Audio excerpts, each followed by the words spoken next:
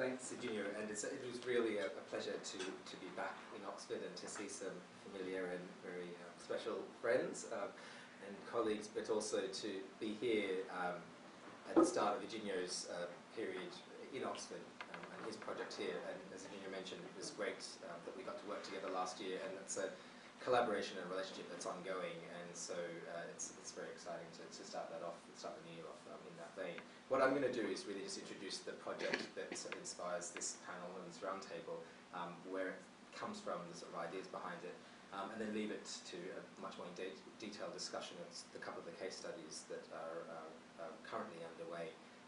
that Florence and Eugenio will discuss. I think the substantive aspects of the case studies is where it really gets interesting. But let me tell you a bit more about the project. So we launched, the Centre of Governance and Human Rights launched this project which is titled New Communication Technologies and Citizen-Led Governance in Africa, so quite broad in its conceptualization. We launched it in late 2010, and it's a 2.5-year research project, and it's using the lens of interactive local radio, and I'll explain that a little bit more soon. To interrogate how changing public spaces of discussion and exchange are influencing ideas and experiences of citizenship, the way in which people understand their participatory opportunities in public life, the nature as such of the public sphere and the media's role within it or beside it, and practices and outcomes of governance. So very much trying to understand how the opportunities that are created by interacting, using especially mobile phones with radio, thus creating more discursive spaces that is usually the case in broadcast media, is having an impact both on individuals who are participating in this, but then also outcomes of these discussions and the nature of the practices of governance that go alongside this. And the project is an applied research collaboration. So from the outset, it's trying to look at this, these broader issues through the lens of interactive community radio, but also working with a non-profit software organisation that created a tool called Frontline SMS, which is a open source free software tool. Many of you may have heard of it. It's really taken off, and in a short space of time it's proved to be very popular amongst grassroots organisations in particular. And it quite simply takes a mobile phone or a modem and a laptop and creates a SMS communications hub, and all of this is very basic, simple software that's then freely available, and it's sort of being used worldwide in all sorts of different contexts. And we've been working with them in the development, their development and deployment of a new tool called Frontline SMS Radio, and that's really tailored towards local radio stations and their ability to use a tool such as this to create greater interaction focused on SMS. And that tool has now been fully developed, and it's just in an alpha trial which was launched last week, so it's in the process of rolling itself out, and quite a few stations that we've been working with taking up the software, and that's proven to be very interesting for us to see how this changes the way in which they work and the sorts of ways in which audiences interact with them. It's a project I really quickly will say is the research for which is funded by the Cairns Family Charitable Trust and the Isaac Newton Trust in Cambridge, and that allowed both Eugenio to be appointed as the first postdoc on the project, and Florence afterwards, so I should mention our debts of gratitude to those who allowed that to happen. So the question approach, why radio and mobile phone in the context of Sub-Saharan Africa? Reasonably obvious to those of you who know the context, and we often quote Ethan Zuckerman, who has captured, in a sense, what some of this is about. He says, the only technology that compares to the mobile phone in terms of pervasiveness and accessibility in the developing world is the radio. Indeed, considered together, radios and mobile phones can serve as a broad distribution, participatory media network with some of the same citizen media dynamics of the internet, but accessible to a much wider and possibly also non-literate audience. So it's an interesting way to think about how the hybridization, in some senses, of new digital technologies with old broadcast media forms that are pervasive and ubiquitous in particular contexts provides for new dynamics around the way in which people interact with people, get information, and also produce and contribute information into public spaces. And certainly it's very true in Africa, where the mobile phone at least outstrips the internet in terms of penetration substantially, and landlines, the ratio is now about 5 to 1. The mobile penetration depending on how you measure it, and there are lots of issues around what that means, and we can go into them, but fundamentally it's certainly been on a dramatic, a rapid increase, and arguably is nearly at around 50% on average, but there's a huge variation and huge issues around demographics there. But we fundamentally say that the mobile is a phenomenon worth interrogating. For us, as researchers, there's a peculiar value of researching SMS interactions because of what they do in terms of producing evidence and data, and I think that's also of interest in terms of for whom else SMS is interesting, because of that ability for it to support research in interesting ways. But I want to focus on, I guess, the obvious problems with that Zuckerman quote, that idea of citizen media dynamics of the internet being somehow replicable in this context. It does implicitly talk about a triangular relationship between the citizen, the individual citizen with a mobile phone, the media as this independent space and entity, set of actors, and then some sort of form of authority, and the dynamics that are created within the points of this triangle. And I guess that triangle is deeply problematic in different ways. On the one hand, the idea of the individuated citizen with this mobile phone, the mobile phone being an extension of, in some sense, their political agency, is compromised in lots of different ways,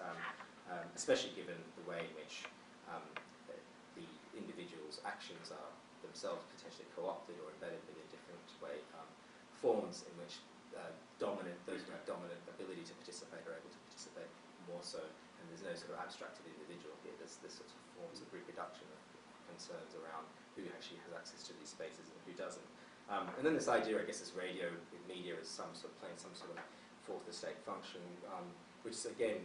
disembeds the radio from the context within which it is able to sustain itself, the kinds of intricate and complex relationships around power and money, the economics of these entities, that makes that a problematic way of thinking about the role of the media in these contexts. And finally, the authority to whom this citizen media dynamic is seeking accountability or seeking to produce changes itself, and something that requires a lot more scrutiny. So with that sort of background, I think gives a sense of we're very interested in this space. It's really exciting. Other people have commented on what's happening in the space of interactive radio in a sense, but what sort of questions should we be asking about what changes we are seeing?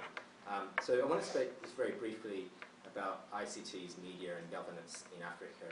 and different literatures on each of these that we're drawing upon and trying to bring together what we think is a new way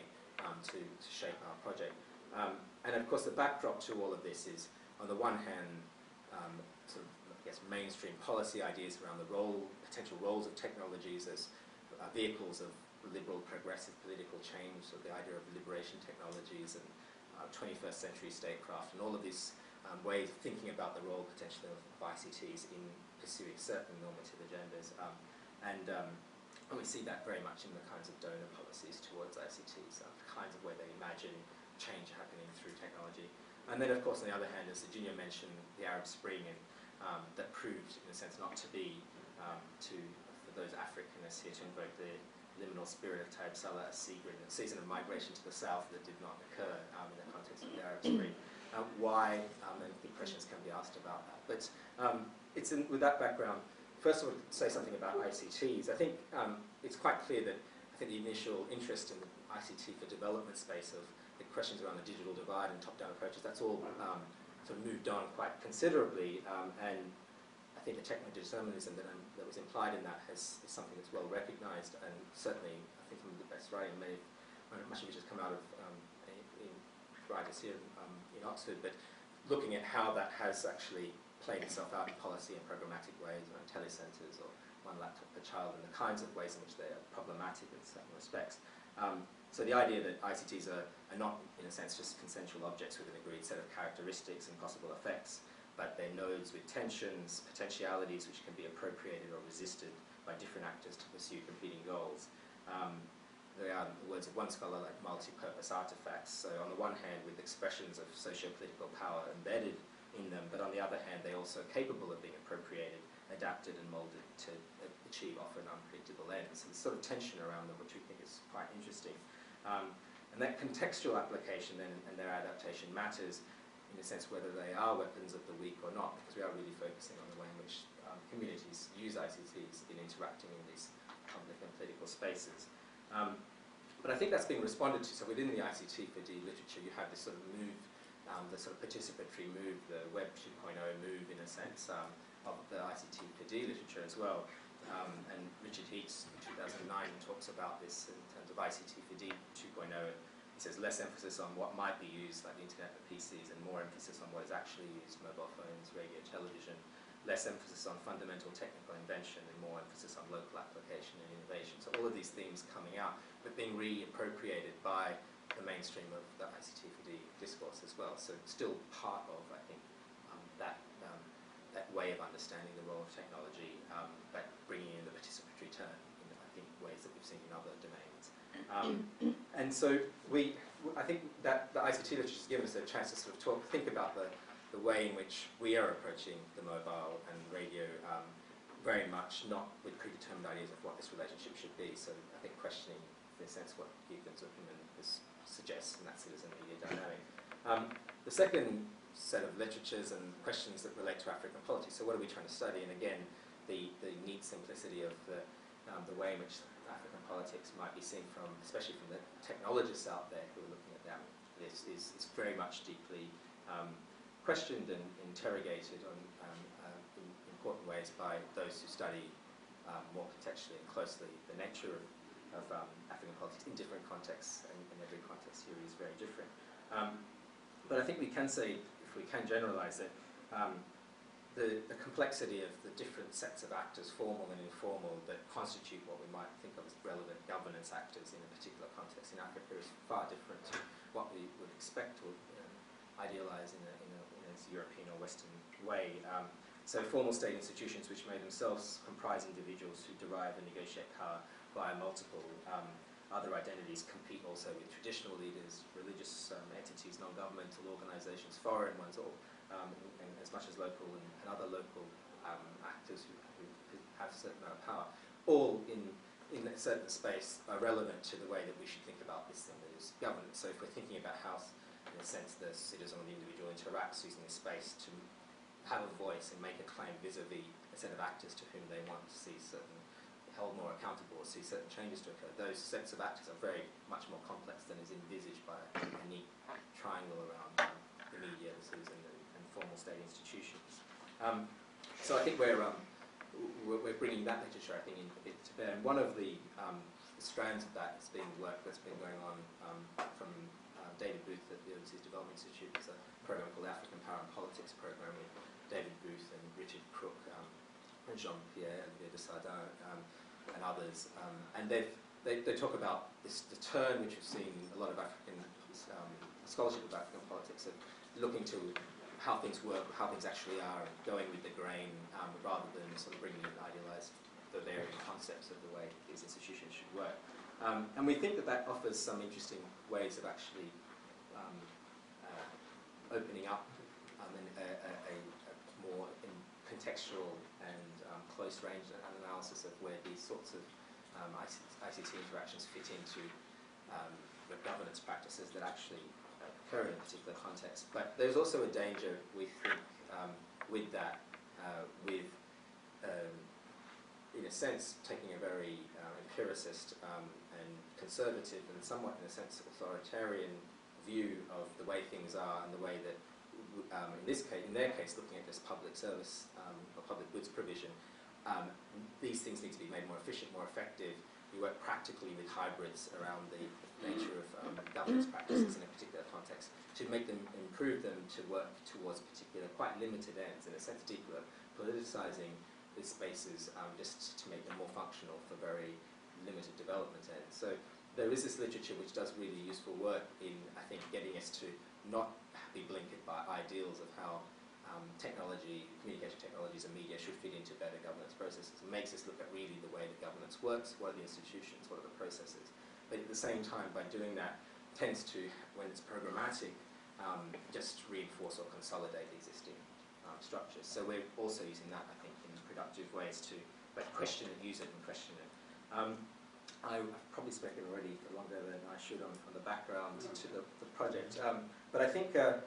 the last turn in this is having, I think, tried to bring those literatures together in interesting ways,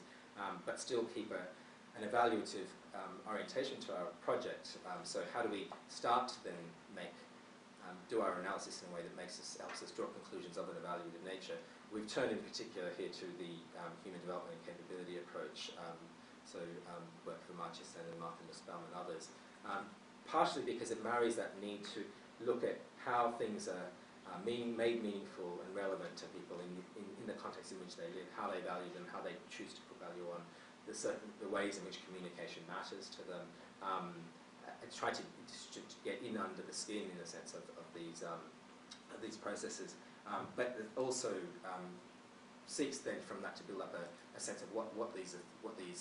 interactions and these uses of communication technologies are for, how they are seen to be aspirational in some respect, and then to measure their performance in a sense against that. When it comes to, in particular, thinking about political agency and political freedom, which is where our research focuses, with the capability approach usefully says, well, don't just look at the way in which these opportunities to participate are themselves instrumentally useful, so for better public service delivery or ways in which it just has an instrumental effect, but what's the intrinsic value of the capacity or the ability or the opportunity to participate using these technologies? To what extent is that of intrinsic value to the individual, because they value it as communications as an end rather than just as a means, and how can you have better appreciation of the fact that that's a dimension of this that needs to be examined. And similarly, how do we understand the role of communication and these processes of being able to be more involved and engaged in public spaces of dialogue and discussion, the role of that in the way that individuals form views about what they value and what are their perspectives on public issues, on particular normative concerns. So how is this important to the way that they actually have the constructive value of this participation in the way that they shape their viewpoints on the things that they value and the things that they want to value in society. So there's, I think, in a sense, a more subtle way of understanding what should be worth measuring that is offered by the capability approach that we've tried to incorporate in our research. It very much forms the background to the research questions that we've taken to the case studies. I'll let Virginia will be talking about those research questions in more detail in the first case study. But there's three strands of the research that have emerged. Basically, so these are the questions that we've pursued in the research, and they're quite long. So we'll leave them for a while. Yeah, we've still got a year to actually absorb them. But they capture in the first three in particular the different levels of understanding the value of participating and communicating in a political, social sense, in a public sense, the dimensions that we think are worth separately interrogating. And in the fourth question, which you can read at your leisure, it's very much about having looked at that, how we can sit back and reflect on how the capacity to communicate in these spaces using new technologies is also having an effect on the configuration of governance in terms of the different actors, the different processes that are at play. We're interested in how we can step back from all of this and see who's benefiting, who's taking advantage of this, whose power is being more consolidated, how are different actors actually trying to shape this space and make use of this space or defend themselves from this space in order to protect their interests, considering we think that the space is significant, which is sort of an assumption that goes into that. And so there are three strands to the project, and I'll end on this. The first is looking at these questions in the context of three three case studies, and they have changed over time owing to the researchers who have been on the project, but the three case studies are Kenya, Zambia and Uganda, and so they're each ones where we've spent over the course of the project at least a few months in each at particular radio stations, in particular localities, understanding and interrogating these questions. And the two other strands of the research, the second is the rollout of this new tool has led to lots of stations across Sub-Saharan Africa in getting engaged and trialling the software. And that's in process right now. They've been asked if they also want to be part of a piece of research in which they which is called Africa's Voices, which is a chance to basically get these stations to all participate in the formation of different questions that are asked, the same question being asked in different languages once per month across these different stations. Then the outcomes or the results of those questions, the answers to those questions, which is exactly what Frontline SMS Radio is designed to do, being collected, and then us contributing a comparative analysis of that data in meaningful ways that goes back into local programming. So the key thing here is to actually sustain discussions and debates about issues that are of interest to different communities across different countries on the continent, and see and place a value on the ability for a radio station to place that community's perspective in the context of other communities. And from that, we hope to grow particular strands of research, but we're first making it interesting and engaging to the stations and communities that participate. The third piece of strand of research, which I won't talk about in any detail, is very tentative still, but one of the things we have noticed is how shoddy and problematic a lot of the ways in which polling is being done using new communication technologies, and not just deeply unrepresentative, but also easily manipulable or problematic. And one of the things we're interested in is how radio stations themselves can be interesting conduits of more representative polling if done in a more sophisticated and credible way. And so we've been talking to a non-profit initiative of YouGov that's based in Cambridge, so it's this offshoot that's more focused on academic research, on developing ways in which radio stations can actually build panel-based data, panels of their and ask questions that are more representative, not necessarily absolutely representative, and feed that back into, again, programming. But so it's an experimental sort of concept testing idea of thinking about stations as more meaningful players in public opinion development and formation, more credible in that sense. So I've spoken for far too long, but hopefully giving you a bit of a romp through what the project is about and how we've conceived it. And we can come back to questions about the project more generally, I guess, afterwards, but it'd be much more interesting to delve into the case studies. No, thanks a lot, Sharath.